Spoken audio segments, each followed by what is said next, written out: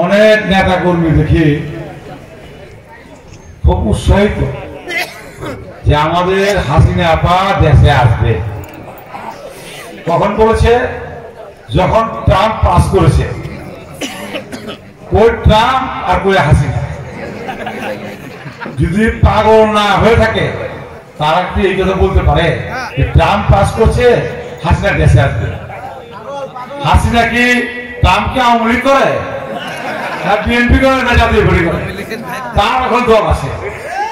হ্যাঁ, তারা একটা সত্য কথা বলেছে, হাসিনা বাংলাদেশে আসবে। এই কথা সত্য।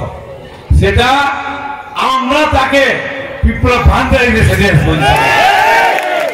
বাংলার বাড়িতে তার বিচার হবে। এইটা সত্য কথা। আমি দুইটা কথা বলছিলাম, আমার জামা সরকার কাছে দুইটা কথা বলছিলাম। আমি যখন 91-এর রাজনীতিতে আসি, জামার সাথে ঘুরি, গোয়ালবাড়িতে একটা বক্তব্য রাখছিলাম যে এই গোয়ালবাড়ি থেকে ঢাকা শহর আমরা গাড়ি চালাবো। ওই এলাকার মানুষ তখন কাদা দেয় চলতো, রাস্তাঘাট ছিল না। অনেকে বলছিল গোয়ালবাড়িতে গাড়ি চালাইবো। কি বক্তব্য! আল্লাহর রহমতে গোয়ালবাড়িতে এখন গাড়ি কিন্তু ঢাকা যায়। কথাটা কিন্তু সত্য হয়েছে।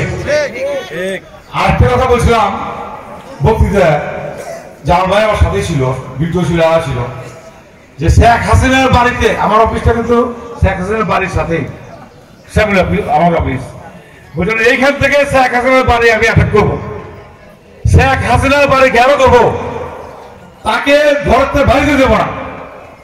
ঠিক তাই হয়েছে। কিন্তু বাড়িতে কিন্তু ইটার ছিল না তখন, এমন একটা অবস্থা ছিল। তো আরেকটা কথা বলে দিই যে আল্লাহর রহমতে শেখ হাসিনা হাত করা দিয়ে দেশে আসবে ইনশাআল্লাহ। আসবে, হাত করা লাগে আসবে ইনশাআল্লাহ। যাই হোক, আমি আর বক্তব্য দীর্ঘত করবো না।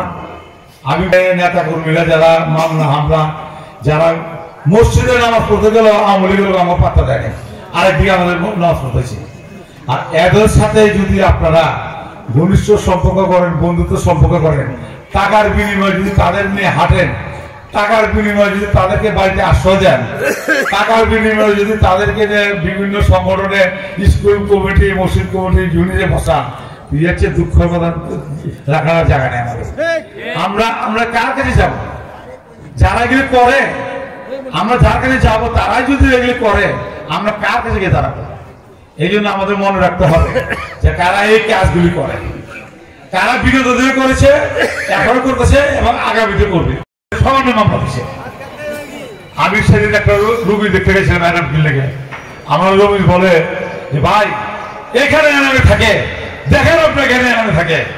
আমি তো জানি এনাম কই থাকে, আমি জানি কারা আশ্রয় প্রসাদ দিচ্ছে, এরকম জানি। আমি এখন কিছু বলবো না, সবাই হলে আপনাদেরকে নিয়ে আমি মুরগির বাচ্চার হতে হইলেন ইনশাআল্লাহ। আপনারা সবাই ঠিক থাকবেন, সবাই ধৈর্য ধরেন, সবাই সামনের আগামীতে কি হবে দেখেন।